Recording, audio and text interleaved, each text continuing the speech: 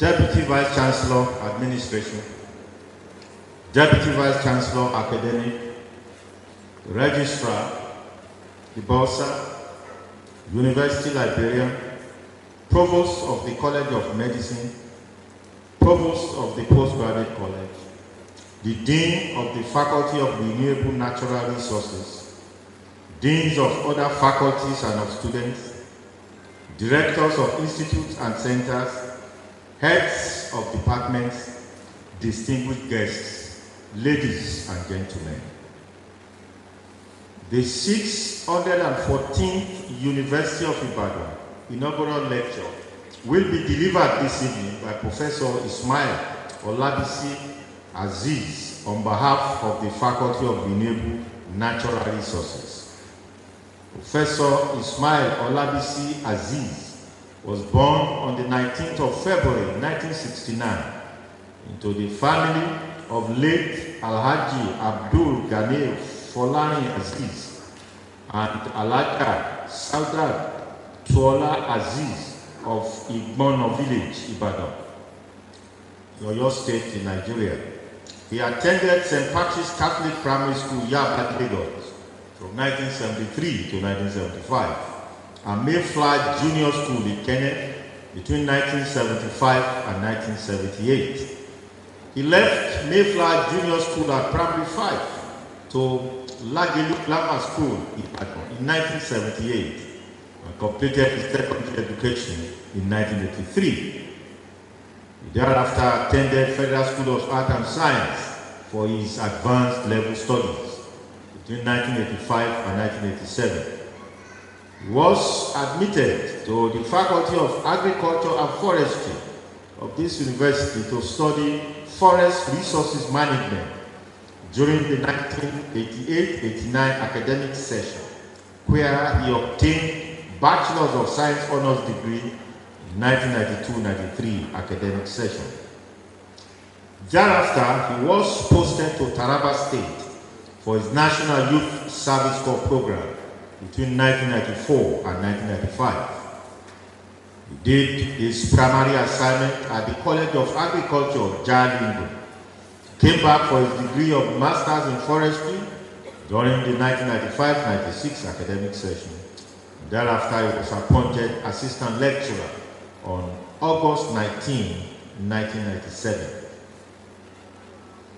Presently, Professor Azeez has garnered over 33 years of practical experience as a forestry extension practitioner with thrust in forest conservation, sustainable land use, learning and development support communication. He participated in the on-farm participatory training in the establishment of community woodlots and fuel wood plantations in selected communities in Oyo State, as well as the establishment of the community nurseries to raise forest fruit trees, planting stocks in selected communities in Oyo State in the year 2000. Both projects were co-sponsored by the United Nations Development Program, UNDP, and the Oyo State government. He was part of the survey of cross-border trade in non-timber forest products in the humid lowland of West Africa and the impact of charcoal production on biodiversity in selected countries of West Africa. Both projects were sponsored by the African Forestry Research Network, AFONET. He had his sabbatical leave experience at the Department of Forestry, Fisheries and Wildlife at the University of Science and Technology, Wudil, in Kano State, between March 1st, 2012 and February 28, 2013. He is the current head, Department of Social and Environmental Forestry of this university. In addition, Professor Azeez has served the department and the university in several capacities.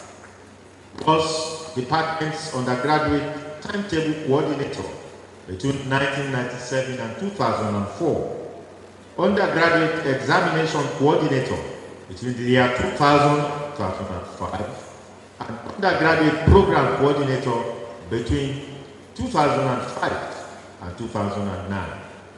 He was assistant hall warden, Nnamdi Azikiwe Hall, between 2006 and 2008.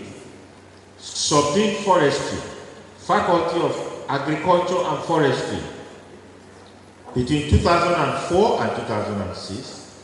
Subdean Postgraduate, Faculty of Agriculture and Forestry, between 2009 and 2011. And Subdean Postgraduate in the Faculty of Renewable Natural Resources between 2017 and 2019. He has been a member editorial board of some national and international journals, including the Journal of Agriculture, African Journal of Agricultural Research, International Journal of Biodiversity and Conservation, Environment, Development and Sustainability since 2008. He is a fellow of the Forestry Association of Nigeria and the International Agricultural Center, Wageningen, in the Netherlands, and has affiliation with several professional bodies, including the Nigerian Conservation Foundation, NCF, Ecological Society of Nigeria, International Union of Forestry Research Organization, African Forestry Forum, Forest Stewardship Council, and the African Sustainable Development Solution Network. Professor Azeez served as external examiner to the University of Pretoria in South Africa in 2017, University of Port Harcourt 2025, and the Osun State University between 2023 and the year 2026. He has supervised over 70 BSc, 9 MIKAD, 27 MSc projects, as well as 1 MPhil dissertation and 5 PhD theses. He is currently supervising the other 5 PhD theses. Let's clap very well for him.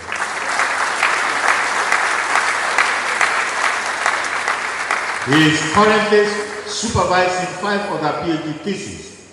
3 of the PhD theses will be defended before the next graduation in November 2026. Professor Azeez has attended several conferences, workshops, training, both within and outside Nigeria, including all conferences of the Forestry Association of Nigeria since 1999 till date, and other relevant training and workshops. Other workshops in Ghana, the Netherlands, and South Africa. He has over 80 publications to his credit, out of which 56 are peer-reviewed journal articles and 7 are chapters in books. Professor Azeez is happily married to Mrs. Hajara Moturayo Ni Pokuola, and they are blessed with 2 promising children. Nahimat Abiodun, a first-degree graduate of architecture from the Federal University of Technology at Akure, and Abdul Malik Olatunde, an undergraduate studying MBBS at the College of Medicine of the University of Akure. Distinguished ladies and gentlemen, and I invite Professor Ismail Olabisi Azeez to deliver his lecture, which is titled Multistakeholder Approach to Remediating Nigeria's Vanishing Forests, a Learner's Perspective. Professor Azeez.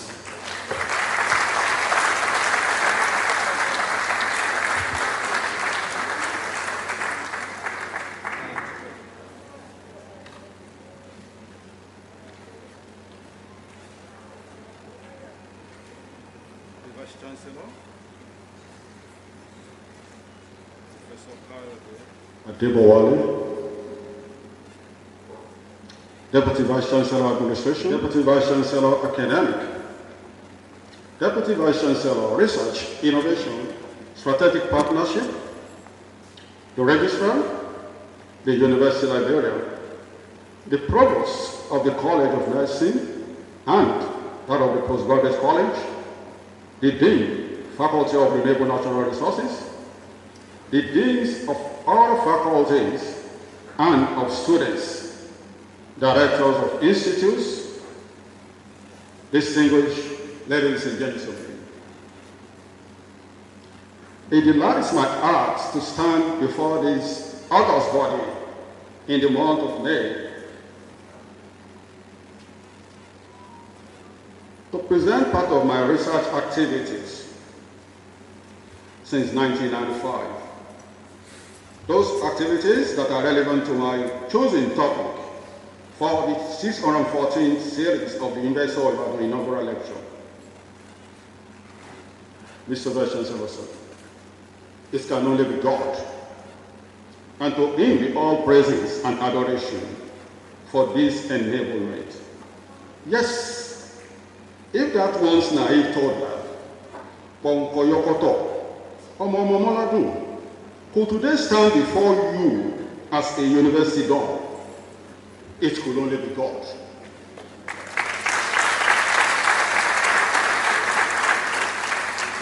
I also appreciate the Vice Chancellor, under whose leadership this today has become a reality. I would also like to put it on record that my gratitude goes to the Dean, Faculty of Renewable Natural Resources, who seated me for today's presentation.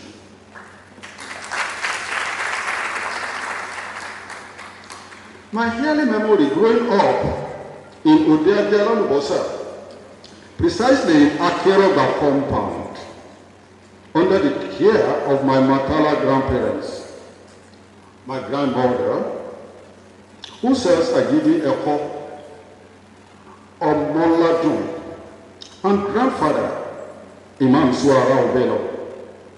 That lyrics, Ponkoyokoto Omoladun, that means the chubby grandchild of Omoladun, was the lyric I used to dance to as a toddler. I danced to these lyrics because I love my grandmother, who fondly called me Olaniyi. She handled my upbringing with utmost care and love, but firm principles. This was when it mattered most in my life. I later went to Lagos and Ikebe for my primary education, but I returned back to Lagelo Grammar School. The 5 years I spent in the secondary school then was under the tutelage of my maternal grandparents. Those were my formative years. Lessons learned then affected my disposition to living up to this present moment. My parents loved education, and they gave me and my siblings equal shots at qualitative learning.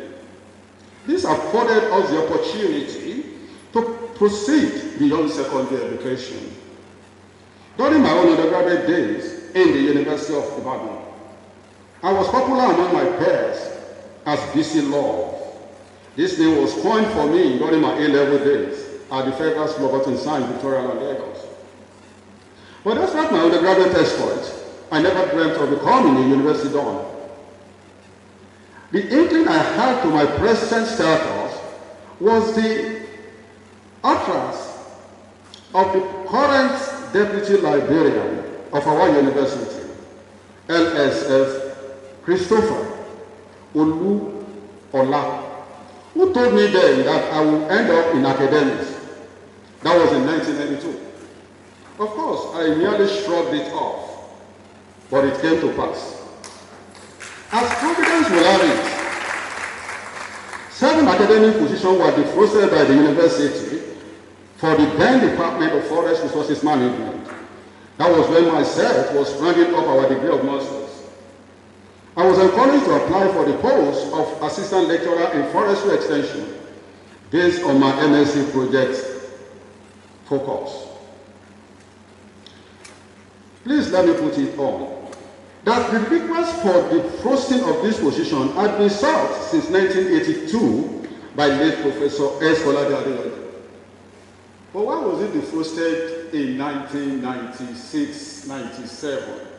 That was what I said. It can only be God. I stand before you today to present the 614 Inaugural Lecture of the University of Ibadan as a forest extension lecturer, stroke researcher. Today's lecture is the third from the Department of Social and Environmental Forestry. The first was presented by the first head of the department, the late Professor Busui Olashino Ajaja, while the second was delivered by my twin brother in the department, Professor Zakari Yao Oladun Nijimo. Today's lecture captioned multi-stakeholders' approach to remediating Nigeria's vanishing forests in Lena's perspective. It's just to call our attention to the merits of deforestation and provide sustainable solutions. I would also like to direct the attention of all my colleagues in the university to understand and practice extension principles if the community service style of our engagement must be fruitful. In the knowledge industry, nobody knows all. And one cannot understand people's problems without genuine understanding of their position on such problems. Thus, learning about and with clientele is the starting point of an effective extension activity. The university is a knowledge system. The town is another knowledge system. And it is the blending of these two knowledge systems that can promote sustainable development. In situations where one feels superior to the other of the two systems, positive effect of one on the other will be very difficult to achieve. Developmental trend in global forestry resources. Mr. Vice Chancellor, understanding trends in the global forest resources requires examining the subject's prehistoric time to its industrial exploitation and contemporary sustainability framework. During prehistoric era, use of forests was relatively sustainable due to low population density and limited technological capacity. Pre-colonial period was characterized by the development of traditional knowledge systems by indigenous communities through the management of sacred groves, rotational farming, and community-based forest governance. In several parts of Nigeria, for example, sacred forests preserved biodiversity long before formal conservation policies emerged. According to FAO, commercial exploitation of forests by the colonial masters was a turning point in Nigeria's forest resources development. Forest resources changed then from communal heritage to economic commodities. This led to intensified timber extractions, particularly in the forest region. In Nigeria, colonial forestry institutions laid the foundation for structured forest administration at the year 1975. The establishment of institutions such as the Forest Research Institute of Nigeria in the year 1956 also reflected the shift towards scientific forestry and sustained yield principles. After independence, forests became central to national development agenda.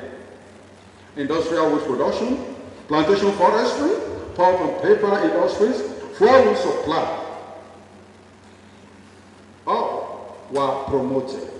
This led to rapid depletion of our forests as a result of the rapid population growth. Let's look at the global forest cover trends since 2000.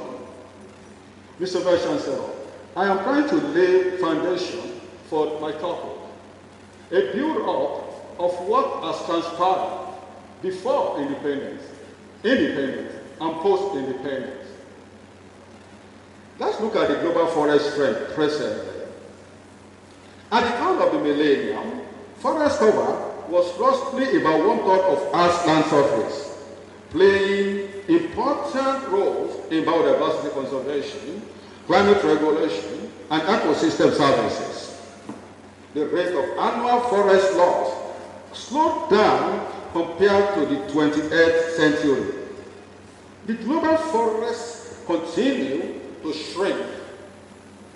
Loss of about 13.6 million hectares of forest per year between 2000 and 2015 decreased to about 10.9 million hectares annually between 2015 and 2025. That is globally. Let's observe the trends in the African forest cover. In Africa and Central Africa, forest is central to the well-being of its people and the planet. This forest supports ecosystems, store carbon, regulate rainfall, and provide livelihoods. In Africa, however, the highest annual rate of net forest loss was recorded between 2010 and 2020, when the global trend was declining. This is a signal to something. In Nigeria, the trend follows the same suit, but with its characteristics unique national dynamics. From 2001 to 2014, Nigeria lost 1.4 million hectares of tree cover, which is equivalent to 14% of 2,000 trees, and 800 metric tons of carbon dioxide emissions. Thus, the challenge before Nigeria goes beyond slowing the rate of deforestation, but we have to shift completely, decisively, from a long-standing trajectory of forest depletion towards restoration, resilience, and sustainable forest management.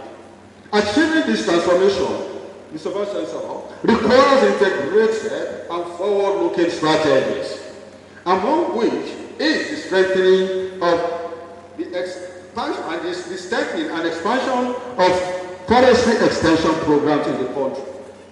Let's examine briefly what extension entails, the concept of extension. The word extension was first used in Britain with relation to extension of the university knowledge base. That was in the 1840s, Vanderbilt and Hawkins, 1988. Extension as a service or system assists farm people through educational procedures in improving farm methods and techniques, improving production efficiency and income, bettering their levels of living, and lifting social and educational standards. FAO 1973. Simply built, extension is the organized exchange of information and purposive transfer of skills. It is thus a learning process to both the exogenous, that is change agents, extensionists, as well as related regional, national, and international agencies, and the indigenous knowledge users. Let's look at figure 2. Learning as a key to successful extension practice. The extension agent and user of his or her skill learn from each other, while the former is interested in what is wrong and why. The latter is eager to know what is new about what is wrong, and how else can the wrong be corrected. That had not been tried. For change agent to get answers, he or she must understand his or her clientele and identify problems. He or she must also understand how to better advise the user to effectively solve that particular problem. Thus, just as the clientele is or are learning from the change agents, the latter is also learning from the former for evaluation. Hence, change agents are learners themselves. When we see ourselves as university done as learning from the town, there is no way we will not positively affect the town. Extension in forestry. Forestry extension is the direct and willing involvement of indigenous people in forestry activities, from which they are expected to derive some recognizable benefits, which within a reasonable period. It presupposes, however, that participation arises from perceived needs of opportunities which the people have recognized as being sufficiently important to devote part of the time and energy and resources to accomplishing. It is a catalyst to promote the establishment of an indigenous system to accomplishing widely accepted aims, which in time will also be able to define and secure the delivery of any external assistance required. Let's look at sustainable forest management, actors and role. Sustainable forest management, my Vice Chancellor, aims to maintain and enhance the economic, social, and environmental value of all types of forests for the benefit of present and future generations. And only I thought 2023. Generally, some holders have three fundamental mandates to fulfill in any forest project. One, to ensure ecological sustainability. Two, economic viability. And three, social equity. A single category of stakeholders, therefore, may not be able to perform these three key roles. And that is why there is need for synergy between all stakeholders. Mr. Vice Chancellor, I was able to to tell us why we are learners, despite the fact that we are supposed to be the eggshell of the country. We are learners because what we are learning is different from what we call the street experience. That street experience, we also need to be part of it so that we can know how to effectively affect that street. My research focus and contribution to knowledge. Let me start with the status of forestry extension in the country. Right from the onset, my focus has been the examination of current state of forestry extension, diagnose problems from human perception of forest management, and match it with the reality of sustainable forest management. Then, draw lessons which help create workable learning resource for result-oriented community engagement. I want to let us know that yes, we might have certain exogenous information about our community that some members of our community are not privy to. But we should be quick to know that in order to let this information sink into the society, we must really understand how the society will take issues so that we can know how to better produce them. My first study, Azeez et al. 2000, examined forestry under the training and visit system of Unified Agricultural Extension System, UAS, in Oyo State, Nigeria. My finding shows that the perception of farm forestry by most full and part-time farmers was positive. Perception of most village extension workers on farmers' awareness was also positive. That most full and part-time farmers expressed willingness to persuade other resident workers or farmers in the study area to practice farm forestry. The chi-square test of independence also shows, even at 0.05 confidence limit, that the data generated was statistically significant. Check it before. This implies that though there is awareness of farm forestry among farmers in Oyo State, the level of awareness differs from places to place. In another studies involving 19 extension personnel from 3 oil-sided zones in Oyo State, Azeez et al. 2006. Public extension service agencies were shown not to have forestry extension structure at all. This is what will be used to promote sustainable forest management, most especially in the Southwest. Despite the recommendation that state forestry departments in Nigeria should develop extension capabilities, the Federal Ministry of Agriculture and Natural Resources, 1992, none of our departments in Southwest has an extension unit. If they do, it is rarely or not functioning at all. In the northern part of Nigeria, however, both federal and state governments were pursuing afforestation extension work, and that's in 1987. I have a question. Must we have the same problem they have in the north of desertification before we turn to understanding the importance of forests in our environments? No. I want to look into participatory forest management. These particular studies were just used to establish the fact that extension, which is called to letting people understand the import of forestry, is new in most parts of Nigeria. participatory forest management. Local participation in forest management, tied community forestry, is a decentralized forest management initiative which has been identified as being very useful in resolving conflicting barriers to sustainable forest management. Thus, my studies were conducted to investigate one is prospect, Amusa, Azeez and Jimon, 2007, Azeez and Ayed, 1999. The status of community forestry, Renewable, Azeez and Jimon, 2007, factors promoting community forestry, Renewable, Azeez and Kokola, 2010, Azeez et al. 2013, Onyema and Azeez 2015 A and B, Daga, Azeez and Kokola 2009, and identify stakeholders in community forestry, Jimo, Kokola, and Azeez 2005. Despite the potential benefit of community-based forest management, Mr. Vice Chancellor, studies have reported that the central government and state government departments are resisting empowerment of appropriate local institutions and transferring appropriate and sufficient powers to them. This is what is needed for the smooth operation of some community-based forest management. Apart from UNEP 2002, RIPOP 1999, Renewable, Azeez and Jimo also established this fact.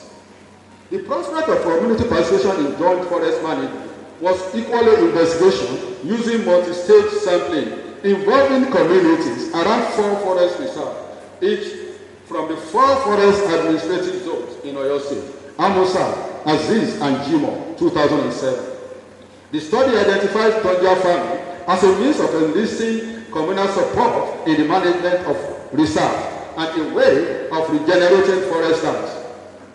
A relatively high positive relationship was observed between demographic features of respondents and willingness to participate in joint forest management. This study is showing the uniqueness of every human being to every issue. Thus, socio-economic characteristics of respondents impact participation and implementation of joint forest management in Oyo State, and is therefore imperative and will be needed to build an existing management structure for that particular tool to succeed. The study by Renewable, Azeez and Jimo, 2007, that targeted the public timber contractors and sawmillers, as well as forest officials, found that community-based forest management was unpopular in southwestern Nigeria. This status was attributed to non-introduction of the management strategy by the government, lack of awareness by some of the stakeholders, unavailability of backup policy, framework, and legislation for the strategy, and the lack of institutional strategies through framework for CFFM at the State Department of Forestry Department, at the forestry level, among others. However, inability of government to combat forest degradation alone was found to depend on the style of forest reserve management. The factors that promote community forestry in southwestern Nigeria were equally investigated, using purposive and random sampling techniques. Lagos State was purposely sampled based on its megalopolitan nature, while Osun, Ondo, and Ogun State were randomly selected, as is a 2013. Awareness about community forestry among respondents was very low, 23.8%, despite majority depending on forest resources, 70.8%.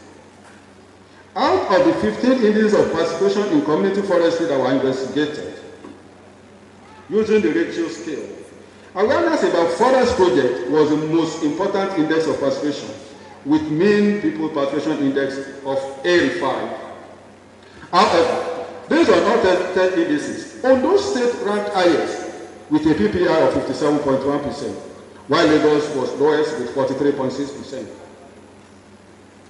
Another study was carried out in southwest Imo State, Nigeria, using multi-state sampling technique, Azeez and Onyema, 2015, where 10% of 5,091 households documented across 9 randomly selected communities from the 3 geopolitical districts of Imo State were sampled.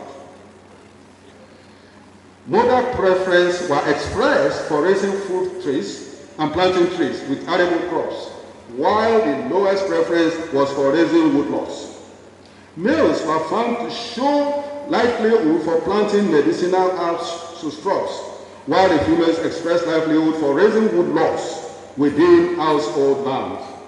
Within the nuclear family, there was tendency for more household preferences for planting timber tree species. The reverse is, however, the case with raising woodlots on farmland, which may be adduced to higher energy needs of the extended family. Apart from timber, Mr. Vice Chancellor, apart from timber, forests are also noted for numerous other products, which are termed non-timber forest products. Thus, my effort was also directed at documenting the prevalence of non-timber forest products, Jimo, Amusa, and Azeez 2013A, Amusa, Jimo, et al. 2014. The distribution of non-timber forest products, Azeez, Amusa, and Azeez, and Jimo 2013B, Amusa, Jimo, Azeez, et al. 2014. Dauda, Jimo, and Azeez 2016. The utilization of non-timber forest products, Jimo, Amusa, and Azeez 2013A and B, Amusa, Jimo, and Azeez 2012, Amusa, Jimo, et al. 2013, Umar, Azeez, and Kokola 2013, Ade Jimo, Azeez, et al. 2013, Era and Azeez 2022. The parts of NTFP that were used was investigated by Jimo, Amusa, and Azeez in 2013A, Azeez and Amusa 2005, Era and Azeez 2022. Marketing of NTFPs, Amusa, Jimo, and Azeez 2017, as well as the conservation strategies for non-timber forest products. Jimo, Amusa, and Azeez 2013A, Dauda, Jimo, and Azeez 2016. This particular aspect, when you observe by strength of, I'm reporting just some of the studies I carried out here. This was to tell us the importance of community-based forest management and certain aspects that we must take into consideration. Native intelligence, indigenous knowledge systems, and forestry extension. Mr. Vice Chancellor, sir. The level of knowledge of any issue shapes awareness and, by extension, attitude to that issue. Thus, the level of knowledge of forest-dependent community residents on forest conservation, Azeez and Ajayi 2021, its impact on the environment, Azeez et al. 2016, Azeez and Oyekomi 2021, adaptation to weather vagaries, Apia and Azeez 2016, were studies. Also investigated were indigenous values addition methods, Azeez and Salami 2013, Adejimo Azeez et al. 2013, Umaru Azeez and Kokwala 2013, Azeez and Falade 2012. Information dissemination, Azeez and Jimo 2003, Oyema Azeez et al. 2016, and entrepreneurial systems of non-timber aspect of my study. I look at Azeez and Essien 2019 and 2025.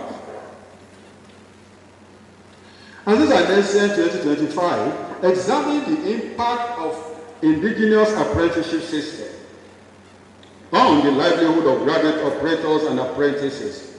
The study was conducted in Lagos State with particular focus on income generation, well-being, and indigenous micro, small, and medium enterprises sustainability. It was found that indigenous apprentice system significantly improved livelihood in Lagos State, with 99% of graduates reporting enhanced food security and improved healthcare access. In addition, personal income, business growth, and customer diversification in IAS-based MSMEs was strongly associated with improvement in housing, utilities, and the overall well-being of the operators.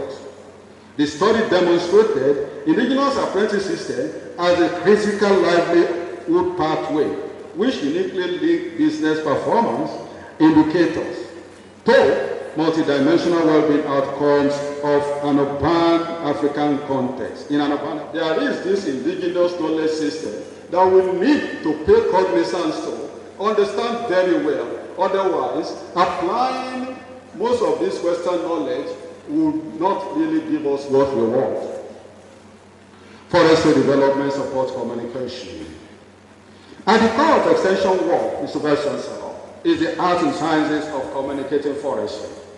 Our studies here establish the centrality of communication in learning forest conservation as well as communication peculiarities of different stakeholders in forestry.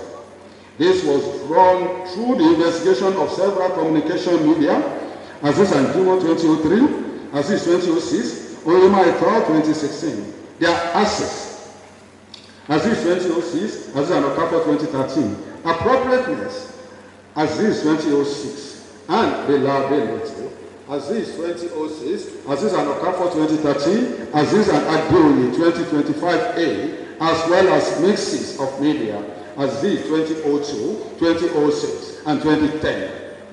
The socioeconomics of users in communities that interact directly and indirectly with different forest biomes were also investigated. Azeez 2004, Azeez and Okafor 2013, Oyema Azeez et al. 2016, with a view to informing policy decisions on carrying these people along irrespective of the media attendance for general learning and specifically for forest conservation support information. Findings indicated that apart from the more favored and easily accessed traditional communication media, some modern mass media could also be adapted to meet rural folk information needs at certain time regimes. One-on-one communication was still found to be the most potent learning medium among the rural folks, while the content of some programs on radio could be designed to catch their interest. Figure 4 revealed community religious leaders and radio as the most popular information sources on farming systems in southwestern Nigeria.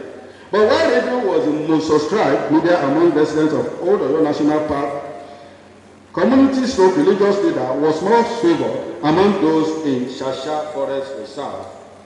The most reliable information source was found to be the radio media among residents of Oluwa Forest Reserve.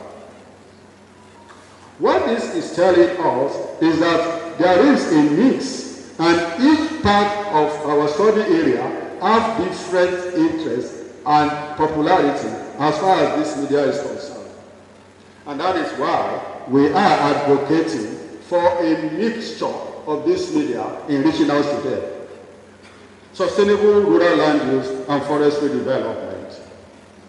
Understand rural land use is imperative to successfully carrying out forestry extension functions. Hence, studies were carried out to understand the nexus of forestry and other land use practices with a view to providing empirical evidence for balancing ecological consideration with social and economic development needs in sustainable land management planning. Access determines the use to which land is put. Azeez and Oyema reported on household means and rate of land access, their welfare and investment capacity, land costs, and the linkage between access and other measured parameters in urban and rural settlements of Igbo land. All socio-demographic factors have no correlation. The result shows that all socio-demographic factors have no correlation with access to land, both in rural and urban settlements, apart from welfare capacity, which had high positive correlation in urban settlements. Identification of factors that trigger conflict in the use of forest reserve for non-forest activities is germane to sustainable forest management. This was reported by Azeez and Aluko from their study in Inori and Oluwa Dry Forest Reserve in Ondo State, Nigeria. The study revealed farming as a dominant land use activity, which negatively impacts sustainable forest management.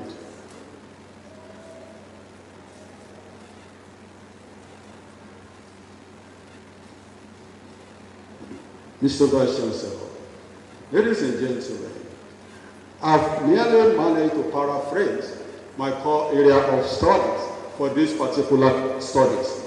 Let me drop my conclusion. On the status of forestry extension, though there is awareness of farm forestry, this awareness is not strongly connected to state-owned extension services. Public extension services in southern Nigeria has no structure for forestry extension. The existing public extension institutions condition is also appalling. Apart from this, the communication skill of most village extension workers is rusty. All these have negative implications for sustainable forest management. Participating forest management is an important extension tool, and it has a high prospect to positively impact sustainable forest management. The sociocultural and economic background of community stakeholders play a major role in determining the success and sustainability of this practice. Public forest institutions are, however, not supporting the use of this particular tool. This is because they believe it is too technical for these local people to handle.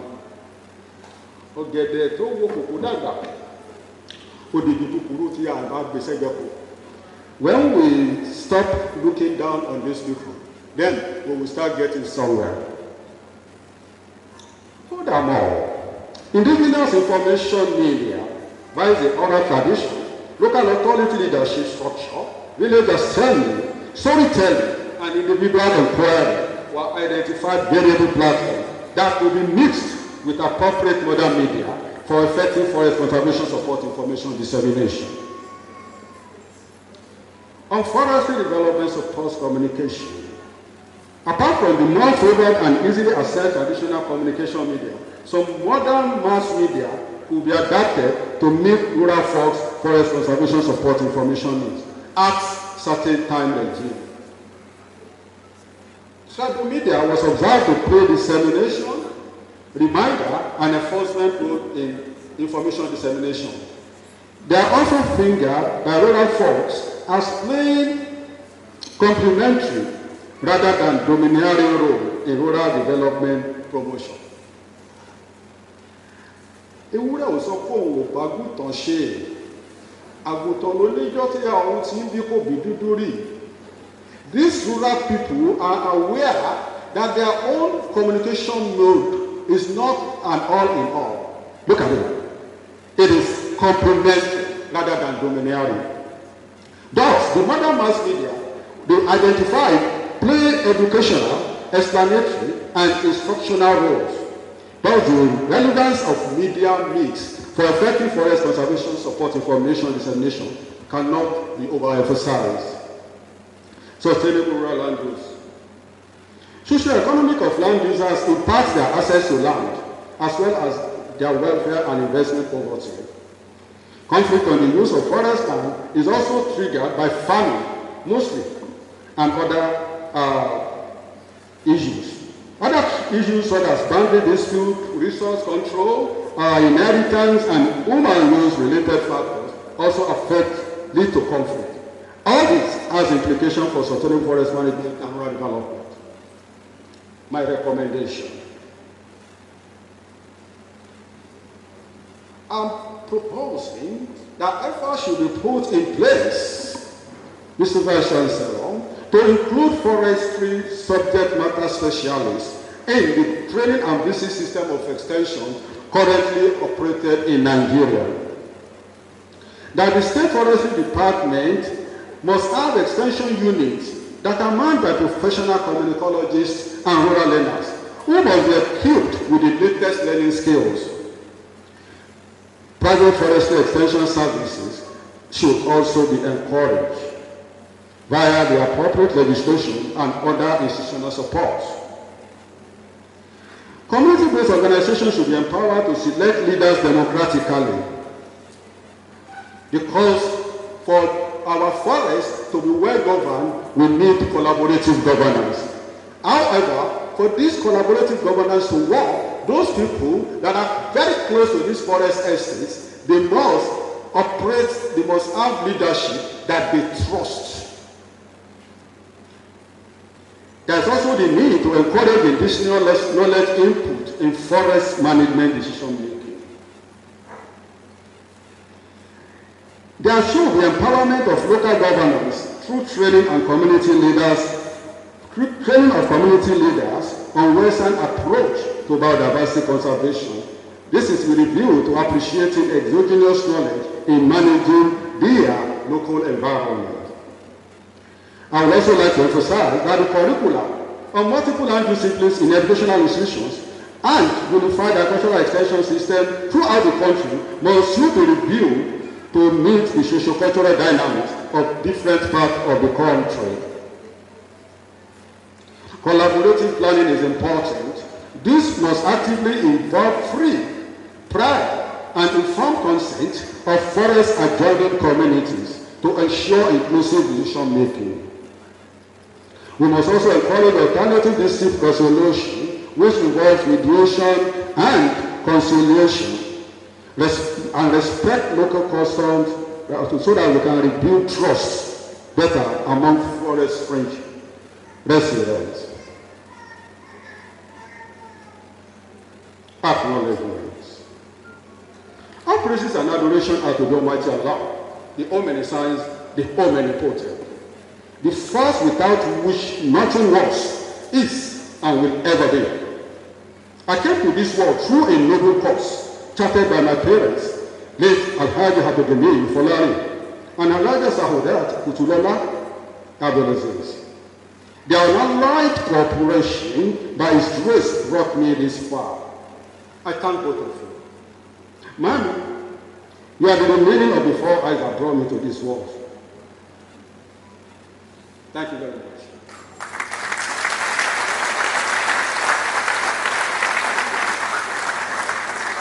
The elder of blessed memory.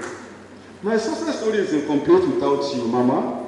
Esheunu, who me prepare come in Ibadan no sign lesson to that. To my spiritual leaders, Mokodi is a hack of Janina Jibade, and Professors M.O. Abdurrahman and Ibrahim Odosun, I feel you always. My greatest success was being mentored by the right elements of academic culture. To this end, my unalloyed appreciation goes to Professor Zakaria of Bafeni Ibadan, Adebola Adegoye, and Labo de Kokola, my PhD study supervisor, as well as Dr. L.A. Adebisi and the late Mr. Shokobi.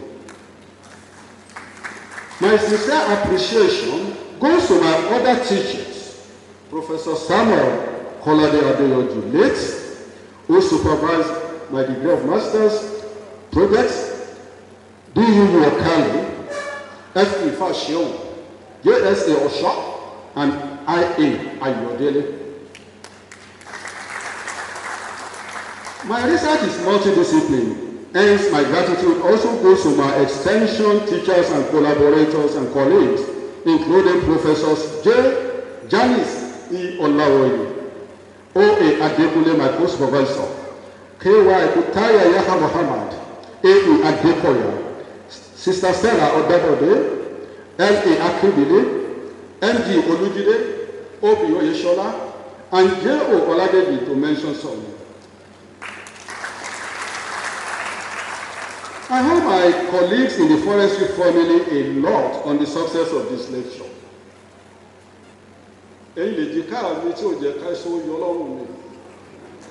This lecture will have flopped. I thank you all profusely. God will bless all of you.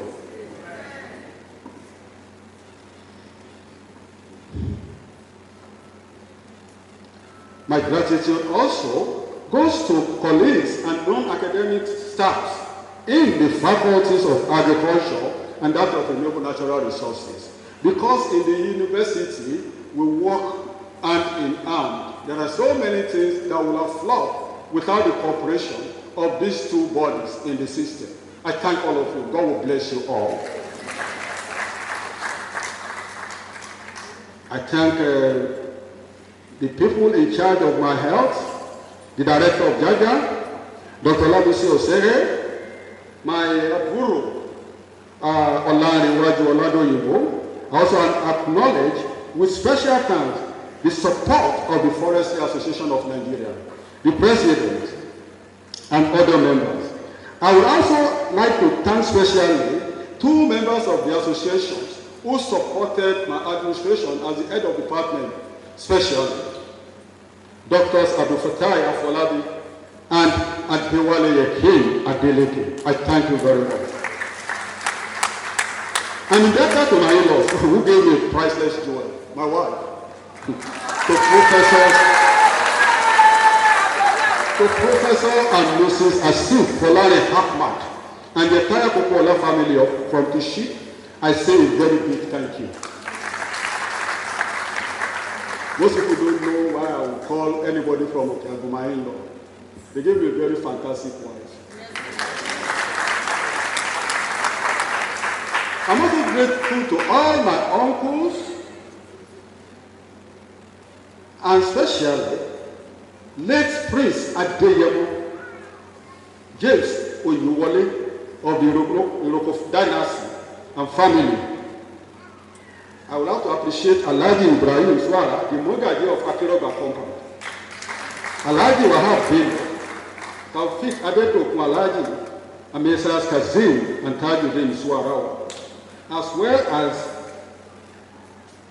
Mr. Olusoji Adekola and Tayo Adisa. My aunts, àwọn ìyá mi, Alhaja Suweba Zain and Shifa Odwola, Madam Riscott, and Alimot Oladeibo. I would also appreciate my cousins, Alhaji Kabiru Bahilo, Trinizi Odwola, Professor Akim Dahoud, Ibrahim and Abid Bahilo, and Tayo Oladeibo.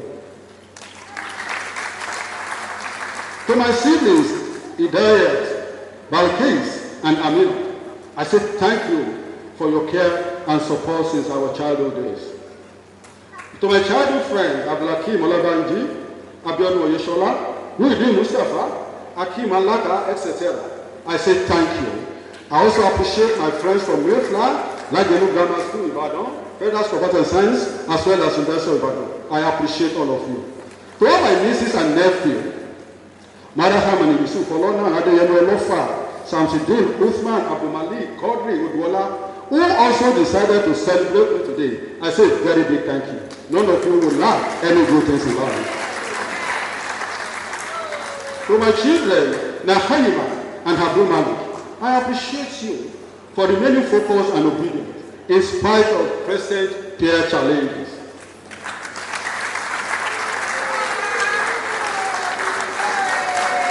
My wife,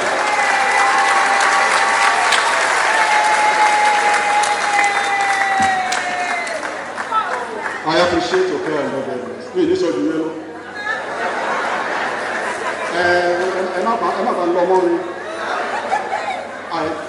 I appreciate you. I won't say much because some people might make it their business. How about that? Lord, I don't know. This is a very simple. Okay, let's go.